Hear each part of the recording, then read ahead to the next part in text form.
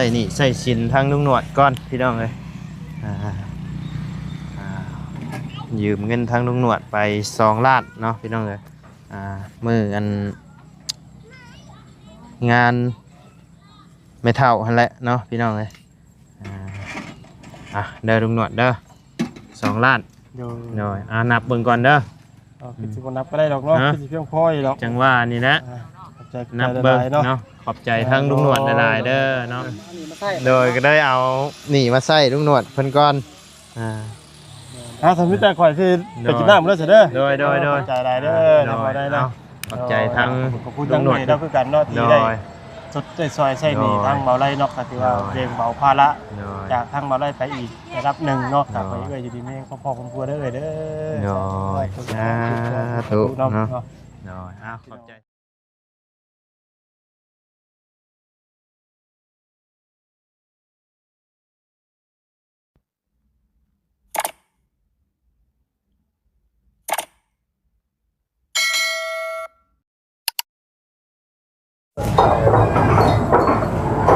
เนาะพี่น้องเลยงัวควายน้องลังมาแล้วงัวเนาะพี่น้องเลยลังลวดมาเลยเนาะได้หมากยังมาน่ะโอ้คักแล้วน่ะแบนมา2 หมากที่นี่แบนมา2 หมากสบายดีเด้อทางบ่าวเพิ่งกับลุงหนวดเนาะกล้องบ่น่ะเปิดกล้องไงนี่สบายดีเนาะเบิ้งจะเห็ดบุเป็นนี่หนังจีนนี่ชิงชุยบิดก่อนเป็นบิดเป็นบิดขาดมันทุบก้อนแบบนี้ทุบก้อนนี่ฉีกด้วยนี่โอ้กินกับตับหุ้งข้างใดบ่าวนี่เลยกินตับหุ้งแม่นลูกใกล้มากิน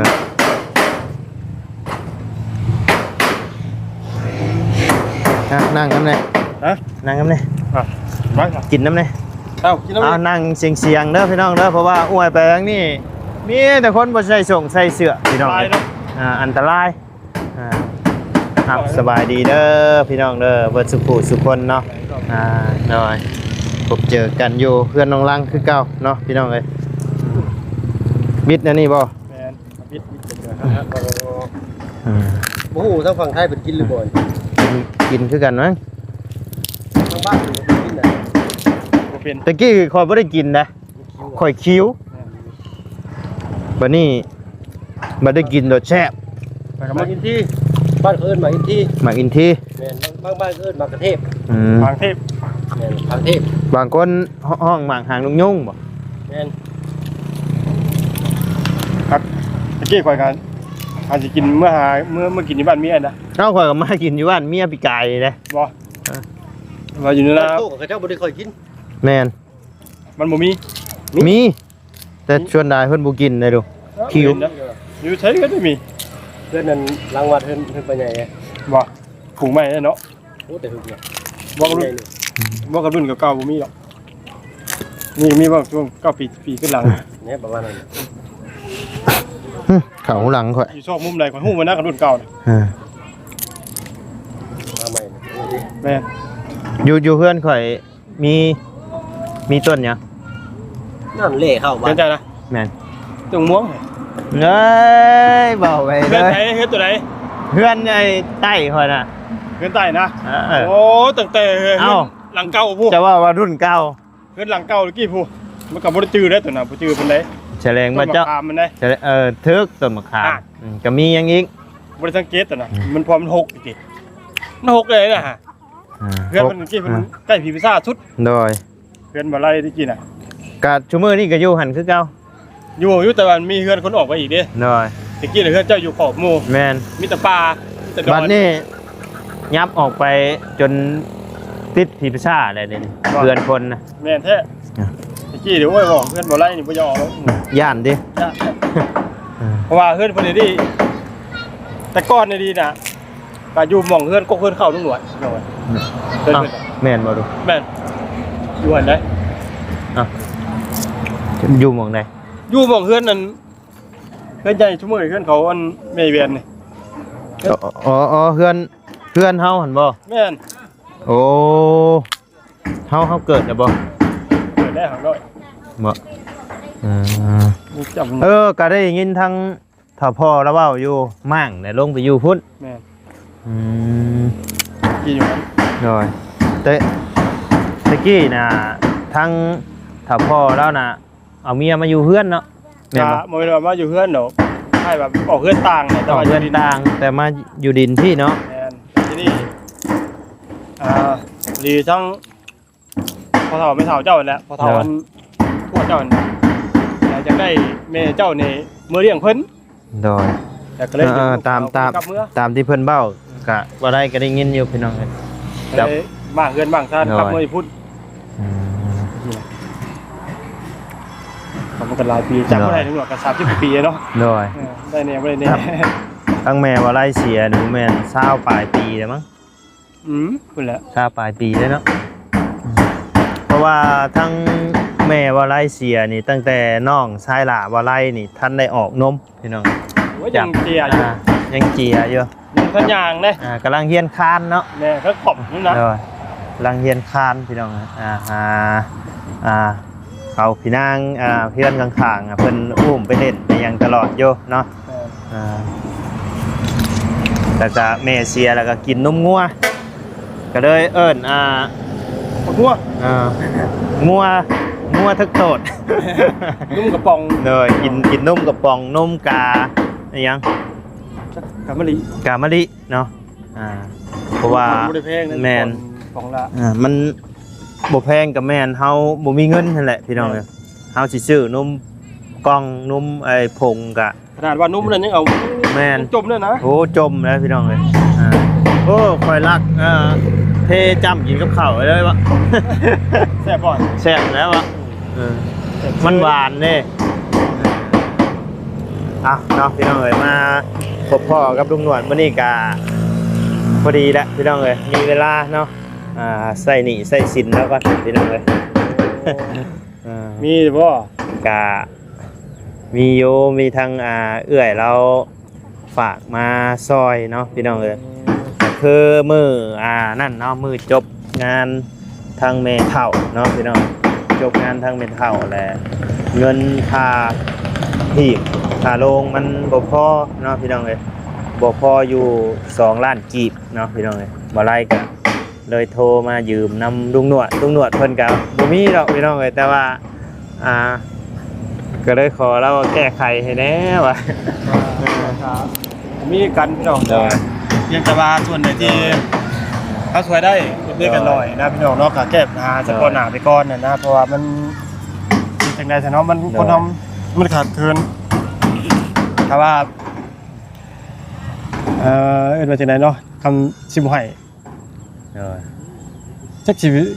คือจิตใจตื่นจะดำโพดเนาะ ก็บ่ฮู้ว่าสิไปเพิ่งไปแต่นะพี่น้องเอ้ยบ่ไรกัน ตำรวจก็ให้เงินเพิ่นไปแล้วก็ตัวเองก็บ่มีกินได้พี่น้องเว้ยแต่ว่าคิดว่าก็เดือดร้อนบ่ครับแต่บ่ปานใดนะพี่น้องเพราะว่าทั้งเพิ่นก็หน้าเป็นอ้ายเนาะแต่ว่ามันเกิดตำลังเนาะตำรวจพี่น้องเนาะคิดว่าตำรวจคิดว่า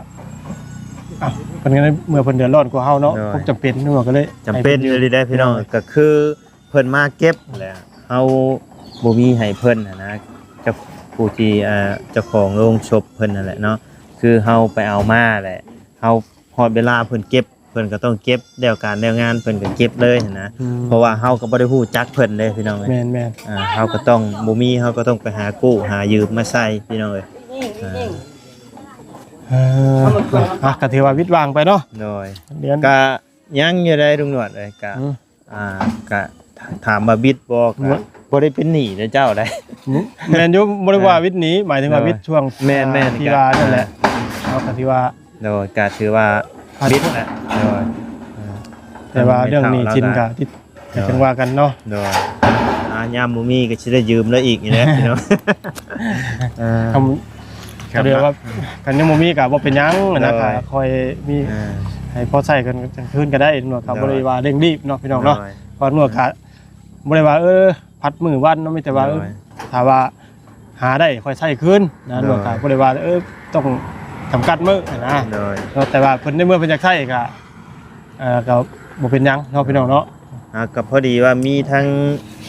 เอื้อยอยู่ทางต่างประเทศเนาะเพิ่นได้ ฝากเงินมาให้ทางบ่ได้เนาะเอาไปใช้หนี้ส่วนที่มันบ่พอหั่นเด้อเพิ่นว่าเนาะเอื้อยอีหยังเนี่ยชื่อแล้วแหละเอื้อยเราตอนนั้นเราก็ฝากเงินมากินทานนำอยู่เนาะพี่น้องเอื้อยอย่างเนี้ยเบิ่งกันเพิ่นเห็นเพิ่นฝากมาซอยเนาะเบิ่งกัน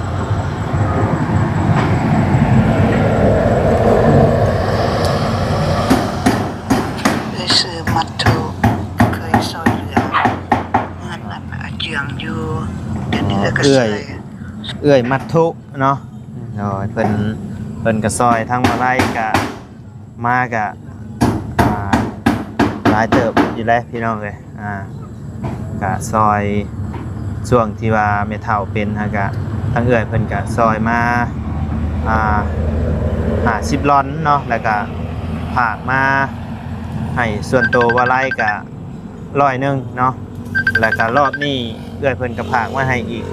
ใส่นี่อีก100เนาะ อนุญาตรับทรัพย์เป็นมึงเด้อ โดย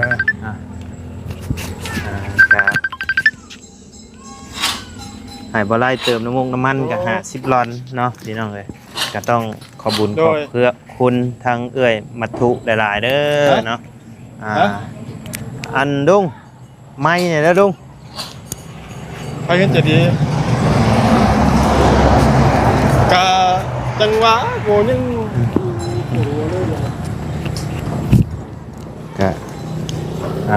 ก็ขอบบุญขอบคุณทั้งเอื้อยมัทุหลายๆเนาะที่ได้สดซอยน้องในครั้งนี้เนาะดีใจหลายพี่น้องเลยได้ใส่หนี้ใส่สินเนาะทั้งหีบค่าโล่งเนาะก็ขอบบุญขอบคุณเอื้อยหลายๆเนาะขอให้เอื้อยอยู่ดีมีแฮงความเจ็บบ่ให้ได้ความไข่บ่ให้มีเด้อเนาะปรารถนาสิ่งใดก็ขอให้ได้สมความมุ่งมั่นปรารถนาเนาะเอื้อยให้มาเท่าไรก็ขอให้กลับคืนไปหาเอื้อย100 เท่าพันเท่าเด้อเอื้อยเด้อเนาะที่สำคัญก็คือขอให้สุขภาพร่างกายแข็งแรงพร้อมครอบครัวตลอดปีและตลอดไปเด้อเอื้อยเด้อบ่ว่าสิขึ้นเหนือล่องใต้ก็ขอให้ตลอดปลอดภัยเนาะถูกเนาะก็หาลุงหนวดก่อนพี่น้องเลยแป๊บหนึ่งเนาะสิได้ใส่นี่ใส่สินแล้วก่อนเนาะก็มีกะสิใส่เพิ่นไปก่อนเนาะพี่น้องเลยยามบ่มีแล้วก็ยืมแล้วอีกคือเก่าหั่นแหละพี่น้องเลยเพราะว่าก็จัดงานในนี่ก็คือฮู้กันแหละพี่น้องเลยเฮาบ่มีเฮาก็ต้องหาใส่ได้พี่น้องมันจำเป็นเลยดีเนาะคือแบบว่างานแต่งงานหยังคันเฮาบ่พร้อมบ่หยังแหละเฮาก็บ่จัดเนาะพี่น้องแต่นี่มันขับคันเนาะบ่มีเฮาก็ต้องหาเนาะจำเป็นพี่น้องเลยเดี๋ยวรอทางลุงหนวดก่อนแป๊บหนึงพี่น้องเลยอวยมานี่ก่อนจังหน่อยนึงเนาะพี่น้องเลยโอ้มาวันนี้สิแล้วแหละพี่น้องเลยเนาะแม่นครับผมยอมแล้วเพราะว่าอย่างไรผมก็ต้องให้ใส่อยู่แล้วเพราะว่าเขาใส่ตัวนั้นนะประจำเป็นต้องใส่กระดานก็ได้นะมันเป็นกระเฮ็ดยังฮะเฮ็ดยังสบายดีเด้อแล้วเดี๋ยวจังว่ากันไหมนะครับเด้อคลิปจบคลิปก่อนครับผมขอบคุณครับทางนั้นกำลังใส่แผ่นสุดท้ายเนาะพี่น้องเลยปุ๊บมาเด้งงัวบ่แซ่บบ่ปีโป้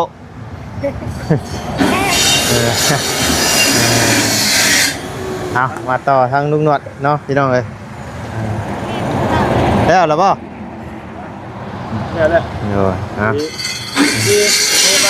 โดยเรื่องไฟฟ้าโอ้เรื่องไฟฟ้าเพื่อนน้องเจดีบ่เห็นแล้วบ้านเขียวนั่นเองก็จักสิว่าจังไดเฮาก็บ่แม่นสร้างไฟเนาะมันเฮาบ่แม่นกะเฮาชื่อตัวดีมาเราว่ามันบ่เราบ่อยากใช้นะเฮ็ดบ่เป็นพี่น้องเพราะจริงๆแล้วมันเป็น ช่องหลอดไฟช่องนู่นนี่นั่นเท่ากัน แม่น สามารถที่จะเดินเข้าแต่ละสายเวลามันเป็นอย่างมากก็นำง่ายนะพี่น้องเนาะเพิ่นว่าถ้าบ่อยากใช้แต่กระดาษเอาง่ายๆเนาะ น้อย วันนี้เสียเงิน15ล้านไปให้นุ่งหนวดซื้อสายไฟเพิ่มอีก เอ้าจ้างเราต่างหาก15ล้านบ่ เนี่ยซื้อไฟ10ล้านจ้างเพิ่นนี่15ล้าน โอ้ปกติเราเลินเองเมื่อไหร่เฮ็ดแต่ละเฮือนน่ะ แม่นแต่ว่าสายไฟน่ะให้นุ่งหนวดซื้อสายไฟ 2.5 มาใส่ อ๋อ มาที่นุ่งหนวดว่าเอ้าที่จริงมันก็ขึ้นอยู่กับอุปกรณ์ของเจ้าว่ะ แม่น เพิ่นว่าของเพิ่นมีแต่ใช้สายน้อย เขาจ้างขาดโตเลยเด้ แม่นนุ่งหนวดก็คิดว่างงว่าหม่องที่สายเมนมาจากเสานะต่อลงกระดานเนาะพี่น้องสายเมนกับสายหลอดไฟน่ะใช่อันเดียวกัน น้อย มันกะงงแน่เนาะ เนาะ ทำไมเนี่ยเนาะ แม่น ไฟมันแหงแบบเจือน เอาปกติสายลงมาแต่เช้ามันเป็นสายดำแม่นบ่ สายดำมันจะว่าต่อออกจาก โอ้ อีกคนนึงเป็นสายเมนลงมาที่เข่ากระดานนี่เด้ โอ้ ต้อง โดย ใช้สาย น้อย 2.5แต่ว่านี่เพิ่นใช้สาย 1.5 มันก็บ่ได้แล้วเนาะ สายหลอดไฟอันเดียว บั กั ด น ยามมีการมีงานเฮาใช้ไผแห้งๆนี่ มันสินั่นได้ ไฟบ่ถึงน่ะก็เฮ็ดมา ไฟ ไฟใหม่ ไผใหม่พี่น้อย เฮ้ยเดี๋ยวสบายเลย เดี๋ยวมาเข้าเรื่องนี้ก่อนเนาะ ฮะ ใส่นี่ใส่สินทางลุงหนวดก่อนพี่น้องเลยยืมเงินทางลุงหนวดไป2 ล้านเนาะพี่น้องเลยมือกันงานไม่เท่าหันแหละเนาะพี่น้องเลยเด้อลุงหนวดเด้อ2 ล้าน เดี๋ยว หน่อยนับเบิ่งก่อนเด้อ คือสิบ่นับก็ได้ดอกเนาะ ฮะ คือสิเพียงพออยู่หรอก จังว่านี่แหละ ขอบใจ นับเบิ่ง เนาะ เนาะขอบใจทั้งลุงหนวดหลายๆเด้อเนาะเนาะคันบ่ได้ลุงหนวดก็จักจะไปเพิ่งไผพี่น้องเลย บ่ได้แก้ไขพี่น้องเอ้ยเนาะไม่ได้ซะ ช่วยกันพี่น้องเลยขอบใจทั้งลุงหนวดหลายๆเนาะ โน่น เพราะว่าหันหน้าหาไปกับพ่อพี่น้องเลยฮะขอบใจลุงหนวด ด้วย สบายดีเด้อ สบายดีเด้อทั้งบ่บุญฮะ หมดเรียนเข่าป่ะ ยืมเงินเราบ่มีเงินใช้ก็เลยยืมเงินเราแหละเงินออกก็เลยมาใช้หนี้ใช้สินเรา ยืมเงินตอนนั้น ยืมเงินที่ว่าช่วงไม่เท่าเพิ่น เสียหั่นแหละเงินบ่พอค่าหีบค่าโรง2 ล้าน ลุงหนวดก็บ่ได้มาร่วมเพิ่นพี่น้องก็บ่ได้แต่ฝากเงินกี่ท่าน ก็เลยยืมน้ำลุงหนวดใส่2 ล้านเนาะก็เลยมีทั้งเอื้อยใหญ่ใจดีอยู่ทั้งต่างประเทศเพิ่นซอยมาเนาะใส่หนี้ซอยเนาะก็เลยเอามาใส่หนี้ลุงหนวดเนาะท่านเอื้อยเพิ่นบ่ซอยมากคือสิเป็นหนี้ล้นอยู่ดอกพี่น้องเอ้ยแจ้งยามใดแหละ อันนี้มาใส่ โดยก็ได้เอาหนีมาใส่ลุงหนวดเพิ่นก่อนสมิตแต่ข่อยคือไปกินน้ำแล้วเสร็จเด้อ โดยใจหลายเด้อนะบ่ได้นะ ขอบใจทั้ง ขอบคุณลุงหนวดแล้วคือกันเนาะที่ โด ได้ ย สดใจซอยใส่หนี่ทางเบาไร่เนาะก็ถือว่า โดย เพลงเบาภาระ โดย จากทางเบาไร่ไปอีกระดับหนึ่งเนาะกลับไปเอ้ยอยู่ดีแม่งพ่อๆคุณครัวเด้อเด้อ โดยสาธุ เนาะ เนาะโดยขอบใจทั้งลุงหนวดหลาย โดย ๆมาขอไม้กันโดยก็ถือว่าได้ใส่หนี่ใส่สินทางลุงหนวดจบไปแล้วเนาะพี่น้องกะยังทางบ้านมายิบมาย่อยกะยังหลายอยู่เนาะพี่น้องเอ้ยหาคอยใช้ทยอยไปเนาะพี่น้องเอ้ยเดี๋ยวมาเบิ่งทางนี้ก่อนจังหน่อยนึงเนาะพี่น้องเอ้ย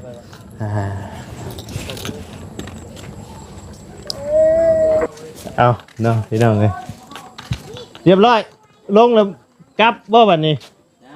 โอ้ใช่นี่ให้แล้วกันเนาะเอานั่งแนมทางเพื่อนงามอยู่เนาะสบายดีก็ดีใจนำทางน้องเพิ่นเนาะที่ความฝันกะโอ้ยับหมอจอจั่นเข้ามาแล้วพี่น้องเอ้ยเนาะเฮ็ดแล้วก็ความฝันตัวเองแล้วก็ความฝันของเอื้อยอีกเนาะคืออันบติดต่อหาเอื้อยมือขึ้นเทือนขึ้นซ่านนี่เพิ่นมาร่วมงานนำซะ ก่อนเพิ่นบ่ติด โทรเพิ่นบ่ติดสมมุติว่าเพิ่นมาแบบมือขึ้นเทือนใหม่นี่ก็ขึ้นบ่ได้คือเก่าบ่ ก็ขึ้นบ่ได้คือเก่าแหละ เออสร้างเป็นเนาะอยู่บ้านนะบ่าวนี่โหมาเฮือนเจ้าของนี้อยากตีลังกาอยู่ก็ตีลังกาได้เด้อยากนอนเบ็นจำไหนก็นอนนั่นแหละเฮือนเจ้าของบ้านเมียละบ่าวก็เราเทิงคือกันไหนแต่ว่าอยู่ได้บัด แตกต่างกันเลย แตกต่างเนาะทางนี้นะไปทางใดก็มีแต่เป็นนะนี่นะพี่น้องเอ้ย บ้านเองก็มีแต่เท่าๆแหละเป็น โอ้มีแต่เฮือนเจ้าบ่นับถือศาสนาพีบ่อ๋อส่วนใดศาสนาพีทางนี้มันบ่ค่อยมีพุทธเนาะพี่น้องเอ้ยหาวัดบ่ค่อยมีดอกเขตนี่พี่น้องเอ้ยคันมีกับบ้านดงแล้วก็เซโปนพี่น้องเอ้ยกับผู้ชายแดนบ้านเพืองเนาะพี่น้องเอ้ยแต่อันนี้ส่วนนายนับถือศาสนาพีคำหมดว่าคนเพิ่นเสียเพิ่นหยังก็มีแต่เอาไปพังเนาะพังอย่างเดียวเพิ่นบริจูดเนาะ